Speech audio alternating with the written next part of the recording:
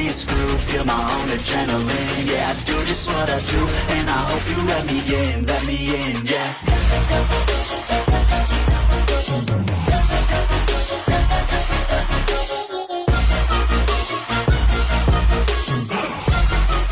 Hello and welcome back, fellow anime lovers, to Cypherfics.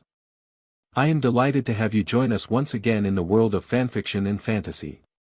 This is the 64th part of, What If Harry Potter Meets My Little Pony? Special note, this fanfic is written and a masterpiece of tkepner on fanfictionnet. Do check and support the author too. Now smash the like, share and subscribe button for more. Also press the bell icon so that you never miss such great parts. Thanks for the introduction. Now let's dive into the world. Castor ducked his head down, then took a fancy envelope out of his expanded coat pocket. He slid it across the table to the Prime Minister. That is Princess Twilight's invitation to the Queen and her family. She wanted me to ask you to pass it on to her. He glanced down at the other envelopes. These are your invitations, he said, sliding the 4 envelopes to their respective personages. If there are any others you think should receive invitations, she said to contact the embassy. The Prime Minister pursed his lips. I'll contact the embassy about what protocols we will need to put in place. Pull some of the personnel from the embassy in Canterlot for more direct information on what to expect from the equestrians. He nodded, thinking. I'm sure there will be several others we want to personally invite. He smirked. Perhaps the Yank and Russian ambassadors. Castor suppressed his own smile at the thought of tweaking the noses the two who had formerly been the acknowledged leaders of the world in space exploration. Walker spoke up. One thing we need to consider is how to reward our special investigators. They are integrating nicely into my department, and as soon as Colin's department finishes their training, I think they will be an invaluable aid there, too. He exchanged a glance with his foreign service counterpart. The usual rewards of bonuses and time off just don't work for them. Most don't know what to do with money, they don't seem to understand the concept of personal possessions beyond a few trinkets, and they get quite uncomfortable and nervous if they haven't an assignment. He sighed. I've been told by one of them that not having an assignment was usually a sign of a coming punishment from their queen, and I'm afraid they might interpret any suggestions we make regarding holidays and time off in much the same manner. The meeting lasted another hour. Saturday was the postponed game with the Hufflepuffs. Without Dobby's interference, the game was actually fun. The Hufflepuffs put up a good fight, but between Gryffindor chasers and beaters and Oliver's incessant practices they were doomed from the start.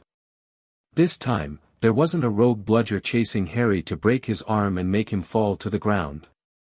Or, rather, the pitch, as the aficionados of the game called it. Nor was there a somewhat incompetent DADA professor to take it upon himself to do the hospital matron's job and accidentally remove all the bones in Harry's arm. There was only one more game to be had, and that was between Ravenclaw and Hufflepuff. With their previous win against Ravenclaw and Slytherin, this assured the Gryffindors of the Quidditch Cup for the 2nd year in a row. Oliver was beside himself with joy. Ellie shared his joy. What made it better was that Gryffindor was in the lead for house points, too. The party in Gryffindor was going to be incredible. The Gryffindor ponies had gotten a bit used to how raucous the twins' parties were, but she was sure the party tonight would leave them slack-jawed. This time, however, the Lings simply would use the undetectable expansion charm to make the small flasks they carried, which would be camouflaged to look like fizzy drink bottles, double or triple the capacity for the total amount of love they expected to collect. No one would give them a second glance for having a fizzy drink in hand. No more cupboards and fearing discovery. Plus, this time, Ellie intended to hide one of her liberated landscapes, a small one, under a couch with one of the more intense couples. It was one of the book-walking locked portraits, but you could move to one of those from another portrait. It was, after all, how they managed to get around the castle undetected. She had already placed one of her other landscapes in the Forbidden Forest mini-hive. The Lings in the mini-hive all knew the book-walking spell, and would come into the landscape disguised as a herd of ponies from this side of the portal. They would be able to harvest the love from the couples in the Gryffindor room without anyone suspecting they were there. This would be allow the Lings to build up a surplus both in the hive, there, and for Ellie and her 3 cousins to take home to, well, wherever the home was that the goblins were securing for her. All 7 jars left over from last year were currently sitting in her vault. The ones they had collected so far this year were stored in their respective trunks, disguised as fizzy drink bottles. Which were a rather easy method of consuming the love, too, when they needed it. No one gave them a second glance for having a fizzy drink in hand. The party that afternoon was everything she hoped for. While the hivelings barely collected enough to offset what they had used so far that day, it was still promising. It meant they didn't need to use any of their stores. It also boded well for the evening party. It was too bad the prefects were so diligent about the broom closets. She had heard that there were special mirrors that let 2 people to talk, like the telephones she had heard of, but no wires and you could see the other person. She could get a bunch of those and post one of each pair in a broom closet, on the ceiling, with a small landscape beside it. Then she could set up a wall in the hive of the other mirrors and monitor when a couple went in. A hiveling could watch the mirrors, and then go to that landscape to safely harvest the excess love until the couple was caught by a prefect. With a bit of luck, they might collect enough to support the hive with that method alone, making the sporadic parties bonus. Putting don't notice this charms on the mirrors and landscapes would prevent the house elves, or anyone else, from noticing them and moving them. The party that evening was even more productive for the Lings than the afternoon party had been. Sunday, just as breakfast was ending, Ellie walked around the end of the Gryffindor table over to where Harry was and asked if he would mind helping her and her cousins with a certain spell. He had nothing better to do and quickly agreed. It was rather anticlimactic, actually. The fillies all knew how to teleport with their wands, they had practiced assiduously in Equestria over the summer. Ginny and Scootaloo took off for some recreational flying as soon as they were outside. "I am determined to match Rainbow in some of her stunts," she said, and Ginny went along as a willing and supportive critic of her attempts. Hermione left for the library. She wanted to research what spells they needed to detect possessions, and the spell's drawbacks. "Lockhart has to have only mentioned 2 of the ones available," she said. This was the second time this had happened to Harry, she declared, and I am determined that it won't happen again. Harry proudly watched them leave, even if his expression didn't show it. Unlike Saturday morning, Sunday started with only a light cloud cover that Harry could see would rapidly vanish as the day went on. So, accompanied by Sweetie Belle and Apple Bloom, he followed Ellie and her cousins as they led the way around the lake. They took their time, there was no reason to hurry. Despite the light clouds, the sun was warming up the grounds and lake, as the rapidly dissipating fog attested. The lake's giant squid waved a tentacle idly at a few low-flying birds. It almost looked like the squid and the birds were playing tag. "How do you know we're far enough?" he asked when they finally stopped in a clearing beside the lake. Ellie shrugged. "We asked the 7th-year prefects where the detection spell stopped, so we wouldn't accidentally wander into unsafe territory," she said, looking back in the direction of the castle. "It was hidden by the trees, at this point. They told us how far they reached." She grinned mischievously. "One of them suggested we check out a book in the library that dealt with detecting stationary, freestanding spells." Earl, beside her, smirked. "It was a book on curse detecting for aspiring cursebreakers," he said. "We checked this location out last October," Essie said smugly. "Not only can't we be seen from the castle, the trees hide us from anyone who isn't close enough for us to easily see them. The castle spells peter out about 10 yards that way," Ellie said, pointing. Apple Bloom and Sweetie Belle looked as impressed as Harry felt. "Any chance we can see that book when you're through with it?" Ellie smirked. "I thought you, or, rather Hermione, might be interested," she said as she took a book out of her rucksack and handed it to him. "Because you're teaching us this teleportation spell, I figured I should at least share this." It was an old book, Curse Detecting and Breaking for Fun and Profit, its condition betraying that it clearly had been donated by a former cursebreaker. Harry popped the book into his robe's inside expanded pocket. "So," he said, "are you ready?" Ellie nodded nervously. "Like I said last time, picture the spell matrix in your mind." She nodded again. He moved up in front of her and stood up on his tiptoes as she bowed her head to press his forehead against hers. She didn't close her eyes this time. For a moment he was confused, then he realized the other time they had been standing on an incline, and she had been at a lower level than he had been at. Quickly enough he was studying the matrix and comparing it to his. They were an exact match. He stepped back. "Okay, now," he pointed at a tree. "Imagine you are beside that tree." He paused.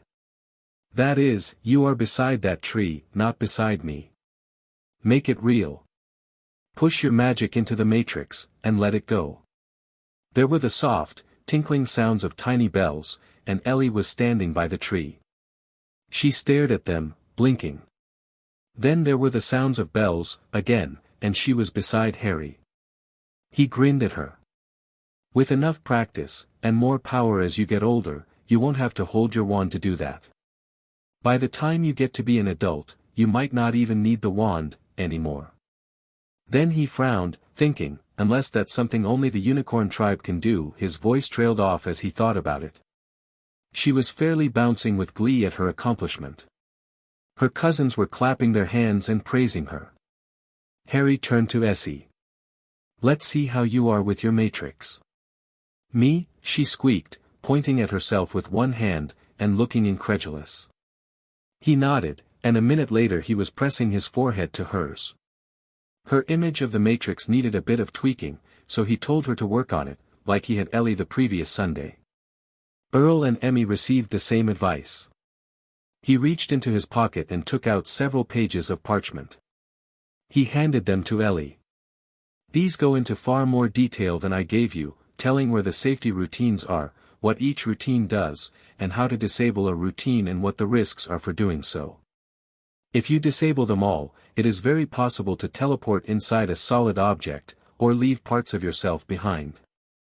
He pursed his lips. "My mum was worried that some pony could cause a tremendous explosion if one of their atoms coincided with another. However, when she did the numbers with the magic, she discovered that magic won't let that happen. They would simply be interposed between the other atoms and the object they intersected." He took a deep breath and let it out. "Death would probably be nearly instantaneous as the extra material would immediately disrupt your brain's connections." He paused and thought a moment. "If only part of your body intersected, you might be able to teleport out. But, then again, the teleport might consider whatever you intersected as part of your body and try to bring it with you. If it were something big, you'd be stuck, unable to teleport." He shook his head. "Obviously, no one wants to experiment with that, so, nobody really knows. So, don't disable all the safeties." Every pony was staring at him in shock. "Twilight never told me that." Sweetie Belle exclaimed in horror. He looked at her. "Would you ever want to experiment with the teleport?" "No." He shrugged. "There you go," he said simply. He looked back at Essie. "When you think they have the spell matrix suitably memorized, we can do this again." She slowly nodded. Emmy and Earl both held up their hands, glanced at each other, and said, "We're not ready, yet." "Well, we'll head back now," Harry said, starting to walk back to the castle. "The spell is a bit tiring, at first, so make sure to rest for a while after each teleport. There's no reason to push it, it's not like you can use it in the castle." Sweetie Belle had been unable to teleport any distance at all here at Hogwarts, no matter how close the destination. He could, but he still didn't understand why. Every pony in the herd agreed that that was one secret they wouldn't share with any pony, as frustrating as their being unable to do it was. Based on what had happened to Harry, twice now, having that secret could save his life and possibly theirs. Plus, you'll have plenty of time to practice it over the summer. Ellie and the others nodded. "I'll take it easy," she promised. The Hufflepuff girl was turning into an interesting person, he decided. He gave a casual wave as they left her and her cousins behind, and headed back to the castle at a trot, not even really noticing he was now a pony. There was a certain book in his pocket that he wanted to wander through. As would all of his herd, he knew. The next Friday, Ellie approached Harry as the group was headed out of the Great Hall after breakfast and towards their first class of the day, DADA. As they walked, she said in a low tone, just barely loud enough for him to hear, "If you don't mind, would you be willing to help my cousins tomorrow after breakfast?" He nodded genially, "Sure." There was a brief pause as they walked, then he said, "Oh, and thanks for that curse detecting and breaking book. We're still going through it, and it has some really interesting techniques." She nodded. "Yes, I thought so, too." She glanced at her cousin. Earl seems to have picked it up rather easily. She gave him a small wave, "Well, I'll see you later," and headed off towards the Hufflepuff's first class of the day with the Slytherins. He waved back and headed for DADA. Moody had been shocked and surprised at them having started the third-year material, already. Harry had been delighted at being able to show up the misconceptions of the lackadaisical wizards and witches.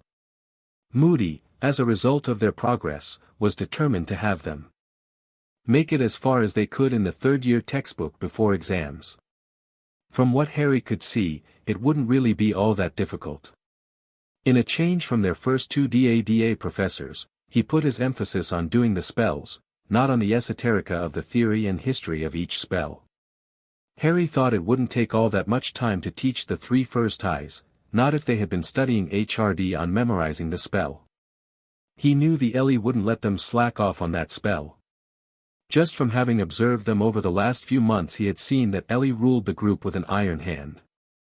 Oh, they weren't hanging around her all the time, that would have been impossible given their different class schedules.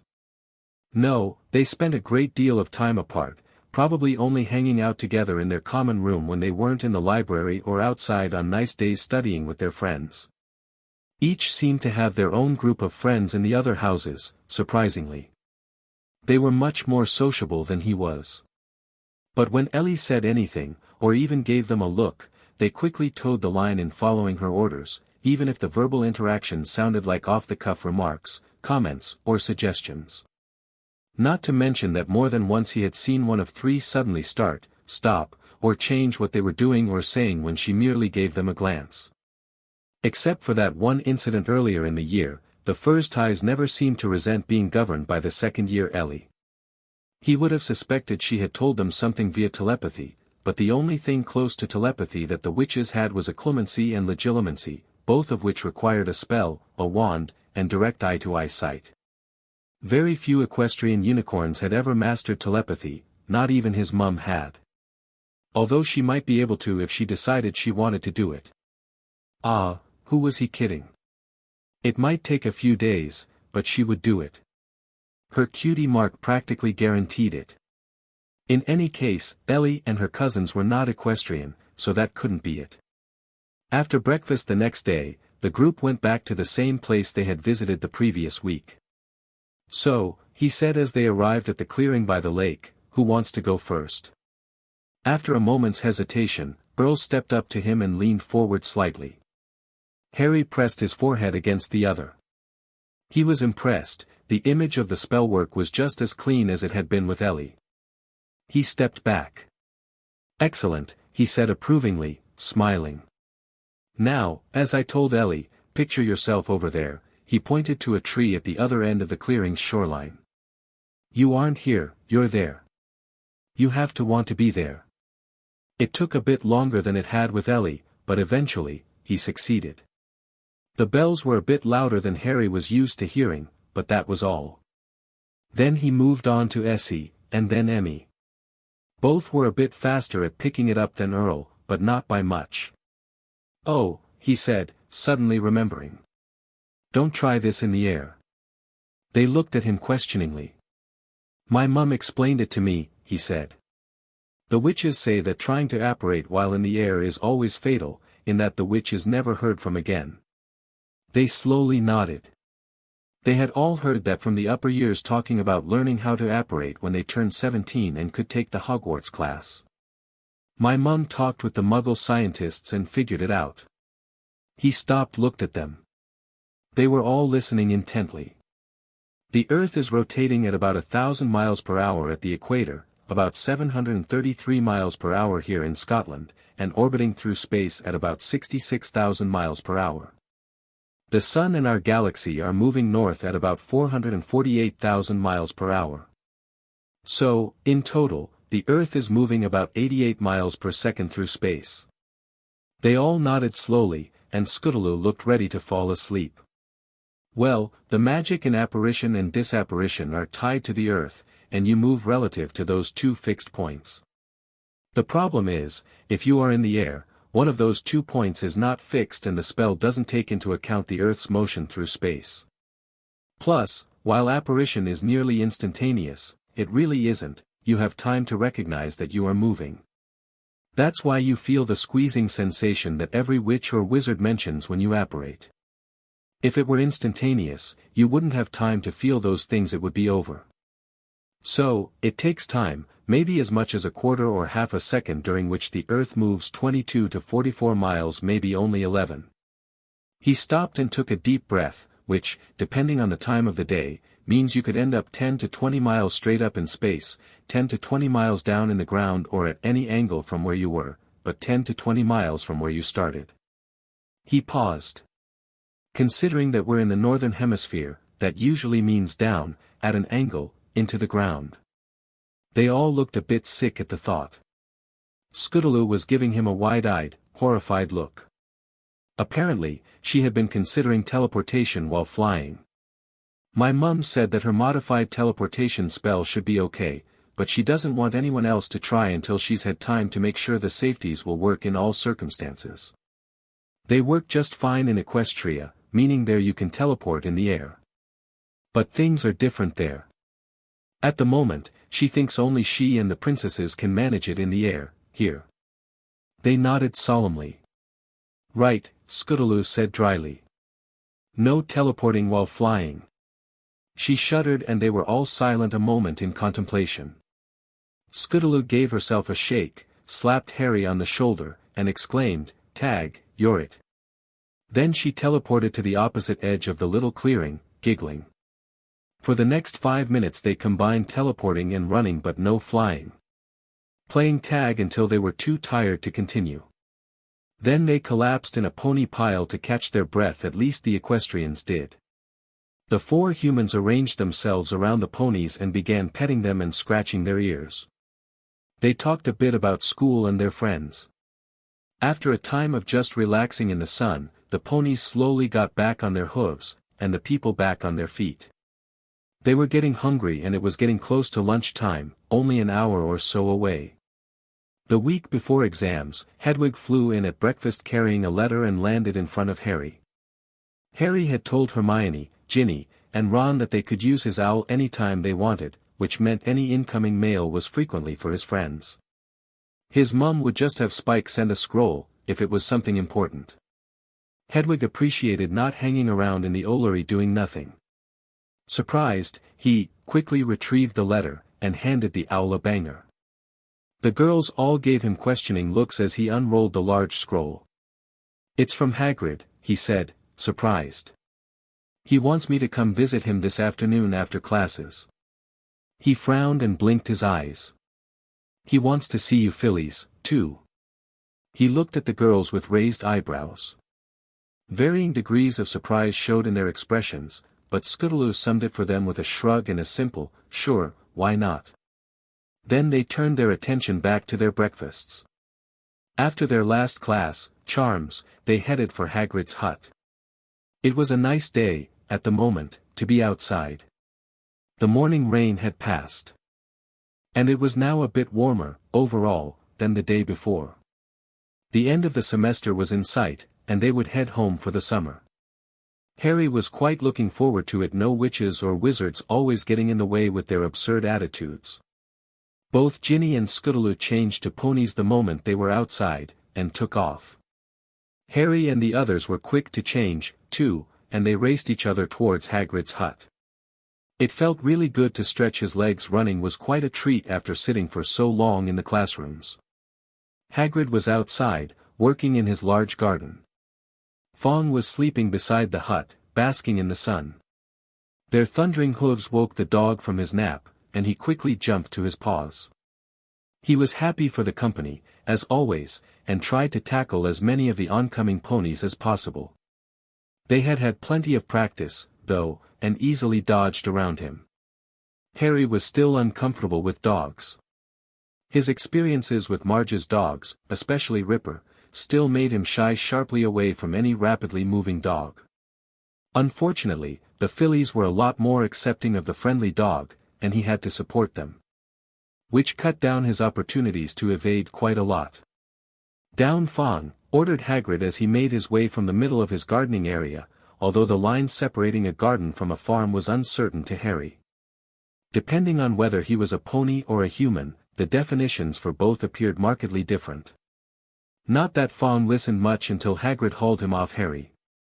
This time Harry had managed to stay on his feet. He wiped the dog drool off his face, then said, "Hi, Hagrid." The fillies had already greeted the half-giant. "Come on inside and have a spot o'," the half-giant said, already heading for his hut's door. They arranged themselves around the room. One interesting difference was the stack of 6 nested chairs he rapidly set out for them with a wave of his wand. They were a bit difficult to climb into for the children, but that was because they were set to the right height to fit at his table.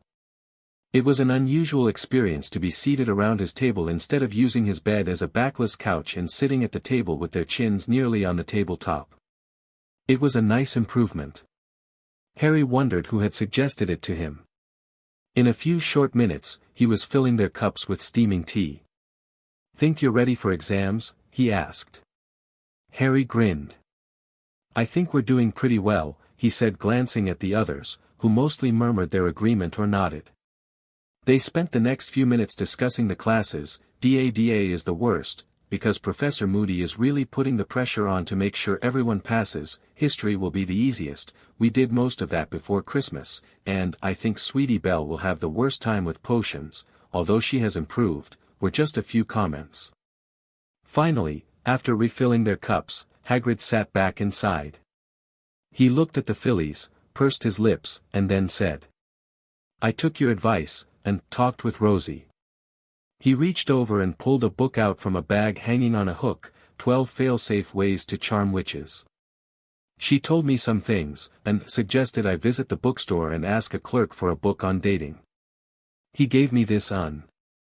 He and the fillies all exchanged looks. Harry took a slow breath, and let it out just as slowly. "The best advice I can give you, Hagrid, is just be yourself." He glanced at the fillies, who were all nodding and agreeing. "But don't spend the entire time talking about your pets or the animals in the forest," Hermione said earnestly, leaning forward. "Give her time to talk about herself, what she likes, too. Besides," Harry said, "you want to know what she's like to see if you like each other." Scootaloo furrowed her brow and looked puzzled. "Have you met any witches to even take on a date?" A hint of red became visible on Hagrid's face. "Rosie said she knew a friend who might like to meet me." He looked down at the tabletop. "We'll be havin' dinner there this evenin'. "Good for you," declared Ginny, firmly, nodding her head. Sweetie Belle was giving him a critical eye, peering at him intently. "You want to make a good impression," she said. "So, make sure you're presentable. Make sure to take a bath and comb your mane hair," she said, swiftly correctly herself. The others nodded their approval of her advice. "And make sure your clothes are clean, too. Maybe ask Professor Flitwick to check your wardrobe." Hagrid was pursing his lips and looking around the hut. "Have you asked the headmaster about improving your hut, here? Making it bigger, adding a kitchen with a cold box," said Ginny, looking at some of the smoked meats hanging in the rafters. Hagrid smothered a grin. It was close to smirk. "Dumbledore were mighty surprised when I asked about fixin' it up a bit," Hagrid said. "But he were really startled when he said budget, while better than before, didn't have much for such things, and I said I 'ad plenty ter pay for it. Then I told em about gathering the silk in the forest, and makin' a bargain with Aragog fair more. He were right astonished, he were. Especially when I said the galleons right oughta belong to the school, anyway. Hagrid grinned happily. Great man, Dumbledore, great man. He paused a moment before continuing, clearly reflecting on how great Dumbledore was. He suggested I use the money to build a better paddock for the Thestrals, maybe build a 3-sided shelter from the rain and wind. Maybe a proper barn for some the other animals. He said it were my galleons, I could spend how I wanted. Hagrid leaned back in his chair, smiling.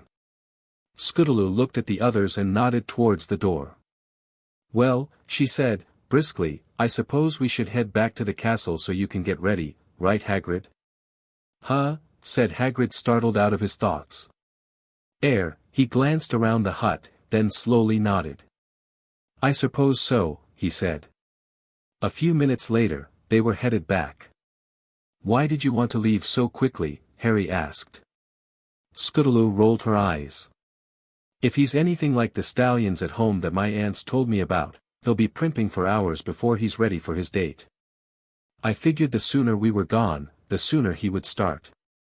Harry and Hermione stared at her. Hermione said.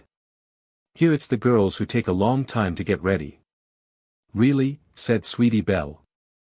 The three exchanged glances. I certainly didn't expect that. Well, said Scootaloo. I just hope things go well for him. The others nodded. Once word gets out about what he has in Gringotts, I doubt he will remain single for long, Sweetie Belle said, and snickered. Harry frowned. He remembered some of the soap operas he had heard while in his cupboard. Should we warn him? I mean, there are witches who would try to take advantage of how nice he is. Sweetie Belle and Scootaloo exchanged looks. Let him get a few dates first, to build his confidence before we mention that, Sweetie Belle said. The other girls nodded. Harry could see the wisdom of that. Looking at the setting sun, and knowing how much longer it would be before dinner, Harry was sorry he had told Ellie Cousins to wait until tomorrow. He shrugged. It didn't really matter. Race ya, he suddenly shouted as he changed to a pony and started off. He always lost these races. Hopefully, the fillies never noticed that he was acting as rearguard by doing so. Hui, came the combined shout as the others set off after him. They quickly caught up, with Ginny and Scootaloo smugly soaring overhead, jokingly taunting the ground-bound, slowpoke, ponies. The exam started on Tuesday, June 1st. All the years of one subject were on the same day, except for the OWL and NEWT students. Monday was Charms, Tuesday was Transfigurations, Wednesday was Defense Against the Dark Arts, Thursday was Herbology, and Potions was Friday. The mornings were spent on theory, the afternoons on practicals. In the mornings, the 5th and 7th year prefects monitored the written tests in the Great Hall while the professors graded the previous day's tests. Then, Professors McGonagall, Flitwick and Sprout, as well as the head boy and head girl, split the practicals each day so that all 5 years 1st dash, 2nd dash, 3rd dash, 4th dash, and 6th years could be covered between noon and evening meals. The lower years took less time due to the simpler spells they had learned. The upper years were put through the ringer, though, and those took far longer. Which meant the lower years had most of their mornings and afternoons free. Free, that is, to study for their next exam. Just to keep the scoring fair, none of the testers dealt with a member of his or her house. Further, the grades were normalized so that if one tester graded one house lower, all his students had their grades raised. If a tester treated another house with better grades, then their scores were lowered to match the other testers. Similarly, the differences between the testers, in total, were normalized. Potions was trickier, which was why it was limited to just the 2 professors and Zekra. Fortunately, the potion practicals could be done in batches, which greatly simplified things and meant they could spend more time in dealing with the written tests. Naturally, with the OWLs and the Newts, the ministry provided the examiners for the written test and the practicals. History, and Muggle studies, both being without a practical, were Monday morning and afternoon. Astronomy was that evening and night. Arithmancy and runes, also without any practicals, were the next day. Care of magical creatures took Wednesday, with divination on Thursday. Then the ministry would begin their testing for the OWLS and NEWTS. It was mentally exhausting. By the time they had their evening meals, they felt as if their brains were sponges that had been wrung dry. The Frnds, both equestrian and human, were all panicking because they had never experienced this sort of pressure before. MDM Pomfrey was going through her supply of calming drafts at a rapid rate.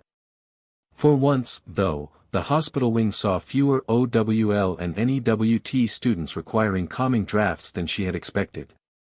It was her first exposure to the benefits of the students using bookwalking for the year.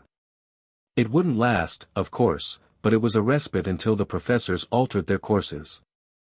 However, between Slughorn, Snape, and Zekara, she still managed to always have enough ready to hand out despite the addition of nearly 40 extra students. While the upper years were involved with the OWLS and NEWTS, after the other years had finished, the week until the Express left to themselves. Fortunately, that time was filled with classes describing the different elective classes the second years could take the next year, and with the different clubs putting on demonstrations and trying to Frnds and others to join. The professors, of course, were now concentrating on grading those tests that they hadn't managed to finish off during the morning. Plus, there was always a pickup game of Quidditch going in the afternoons, with the non-team members getting to have some of the fun. It also gave the non-5th and 7th year team members a chance to see how they could handle the other positions. Which was not always that great of an improvement over the non-team members they were playing with or against. Idly talking with Ellie about the exams had him revising his estimate of her intelligence. She was a lot smarter than she let on. So were her cousins. He wondered why none of the teachers or others had noticed.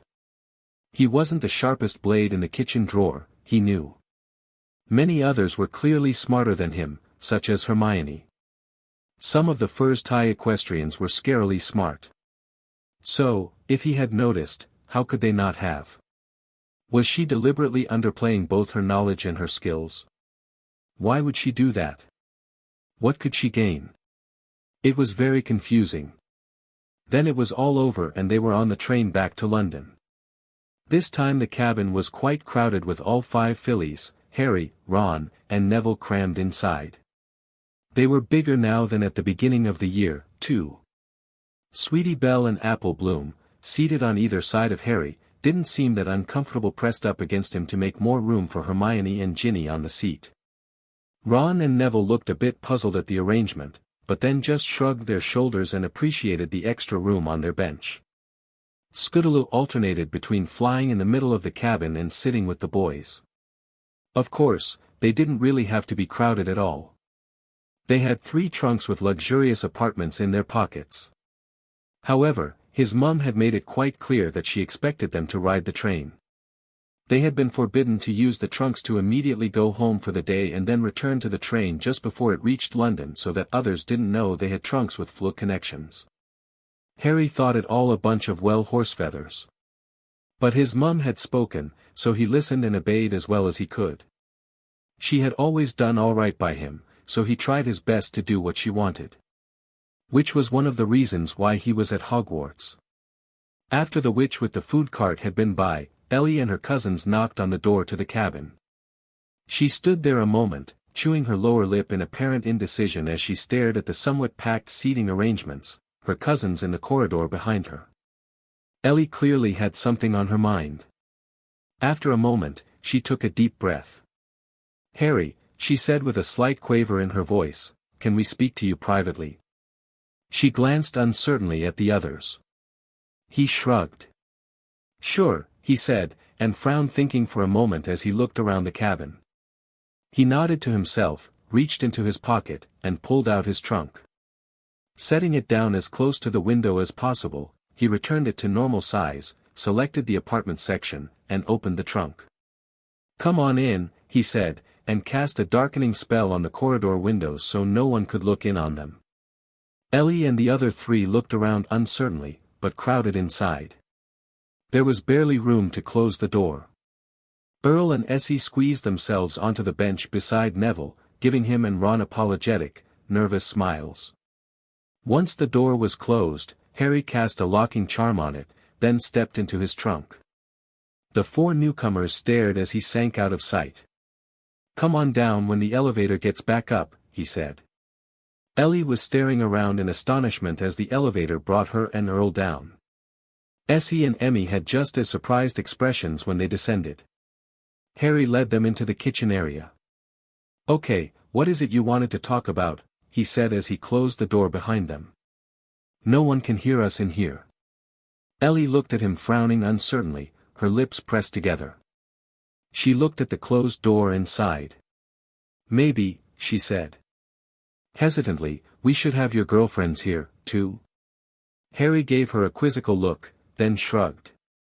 "Sure," he said.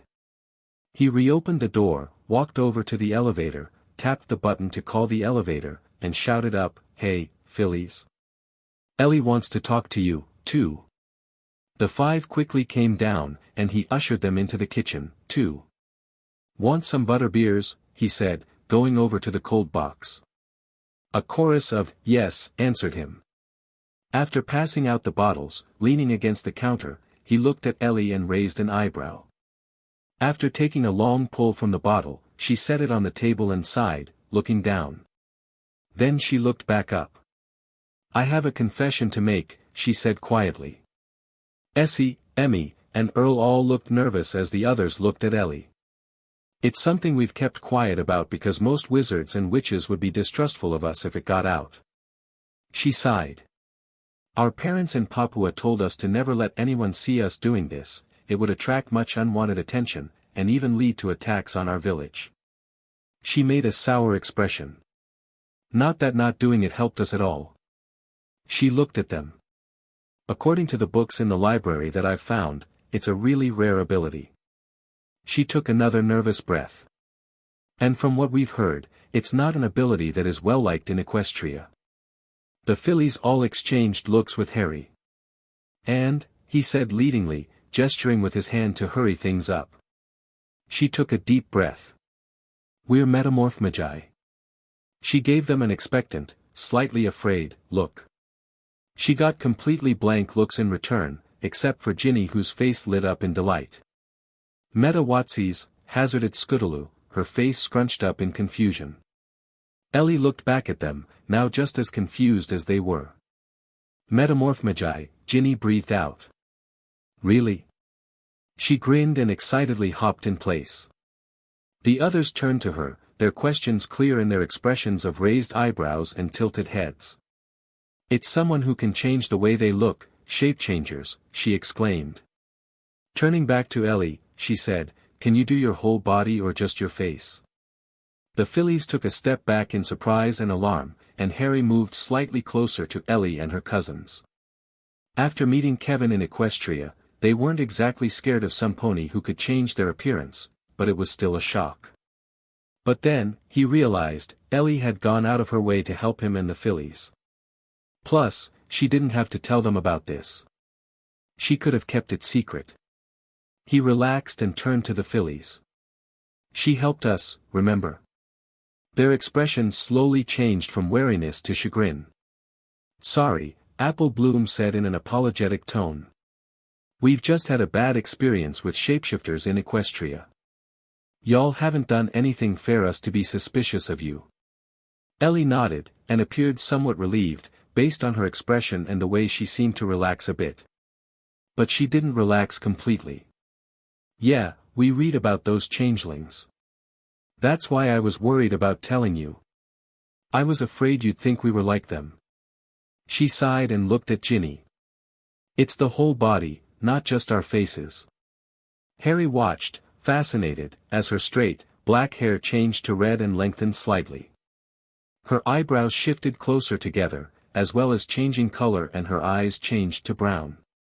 In a matter of seconds, he was staring at a duplicate of Ginny. She had even shrunken slightly. If he hadn't seen her do it, he would have thought he was looking at Ginny. "Yes," exclaimed Ginny, just as excited as before. "My brother used to date a girl who was a metamorphmagus." She was so cool. Make your hair pink, she demanded. Bemused, Ellie complied. Now do a pig snout. Ellie blinked, but also complied with that demand. There were no green flames at any time. Or any other color flames, for that matter. Harry glanced at Ellie's cousins and was amazed to see Hermione, Sweetie Belle, and himself staring back. For himself, it wasn't like looking in a mirror, he realized, but how some pony on the street actually saw him. Everything was flipped from what he was used to seeing. His fillies looked as stunned as he thought he did.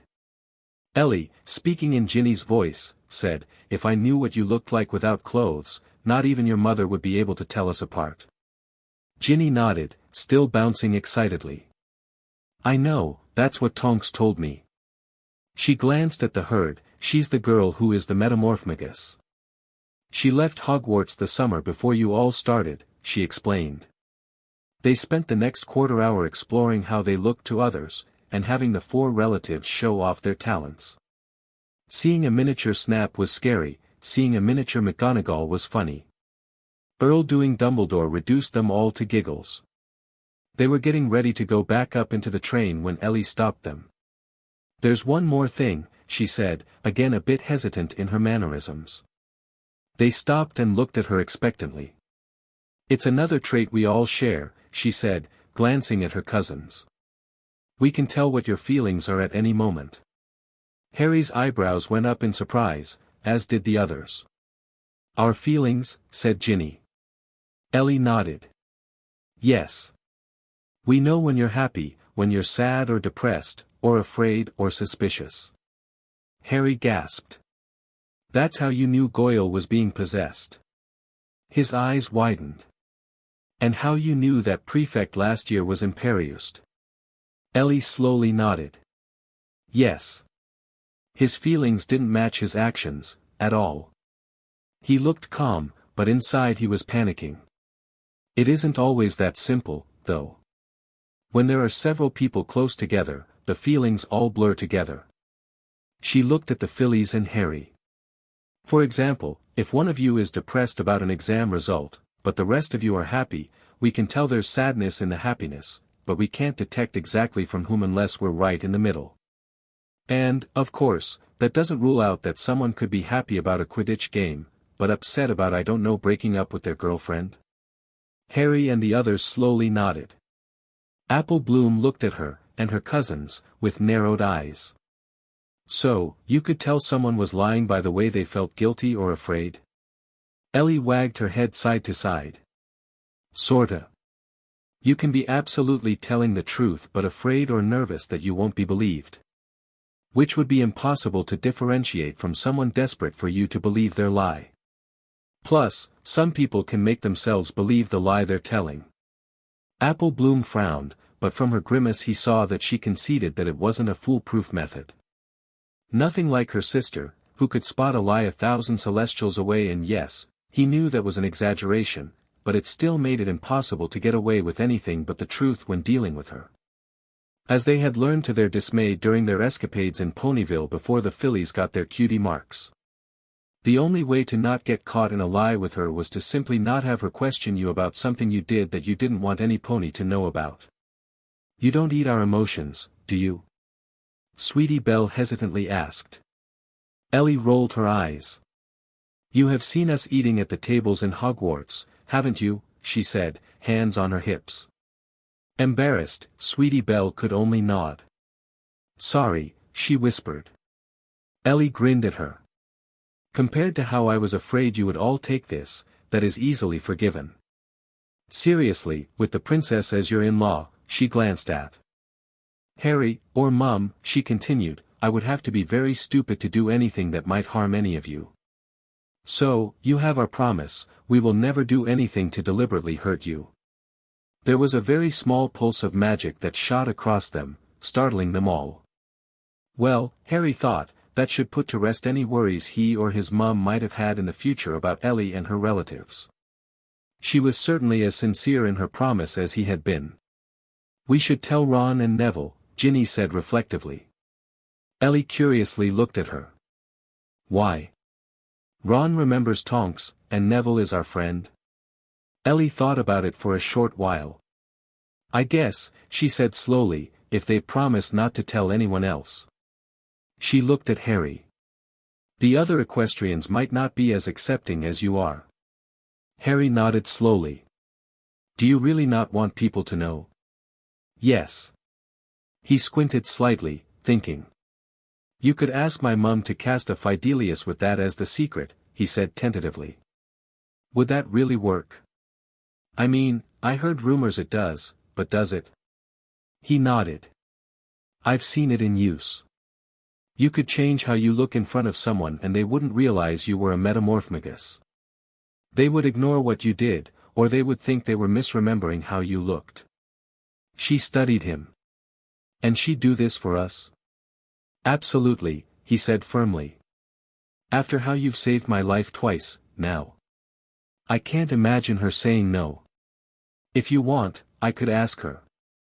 She took a long breath and let it out slowly. Okay, she said, nodding, please do that. She paused. I'll see if I can find a book about it at the bookstore, in the meantime. He smiled. I'll send you an owl as soon as I talk with her, and we can arrange a time and place to do it. He paused. I'm sure she'll write a book for you on what the charm is, how it works, and its flaws. Thank you, she said quite sincerely. After staring at each other for a few moments, Harry shrugged, and opened the door to the main room. Once back in the cabin, the equestrians transformed into ponies to make more room.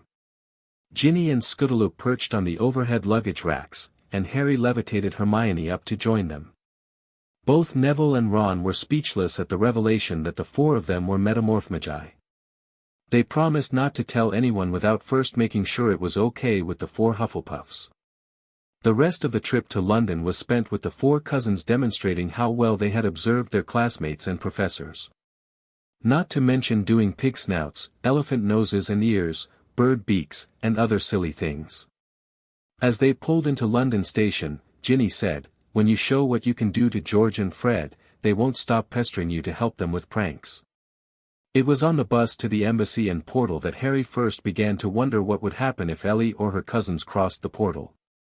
Would they look like unicorns? Or would they look like changelings? Was that why she had turned them down last summer and the other holidays? Was she afraid that they might come through the portal and resemble the changelings, but only more pony-like? And how would the guards react to that? He needed to have a long conversation with his mum about this. He would suggest to his mum that they contact this Tonks person and see if she would like to visit Equestria. Of course, they would warn the guards at the portal, first. From here on out, it's pretty boring for Harry. School will be school, and with most of his enemies cowed by what had happened to Goyle, and Draco's loss of status, the only drama left is PBRTY. And the Phillies are more than capable of keeping that under control. So not much drama there. And I am just no good at slice-of-life stories. Tom isn't going to make an appearance for years, if he ever does. By the time he gets back to England, none of the conservative families that formed the backbone of his revolution in the books will be interested. Most will follow the lead of those with pony partners, to whom the idea of ruling the humans is ludicrous. As is all the curses. And if he tries to sneak through a portal, Twilight will take care of him if Ellie doesn't beat her to him. On the other hand, I am working on Ellie's story and her coping with being a queen as well as staying off the humans' radar. So, for if wishes were ponies, this is the. So alright folks, that's all for today. Stay tuned for more crossovers. Do subscribe, like and share for more such videos. Also check out the story and author tkepner on fanfiction.net. Press the bell icon to be notified first on release. See you in the next video. Till then, goodbye.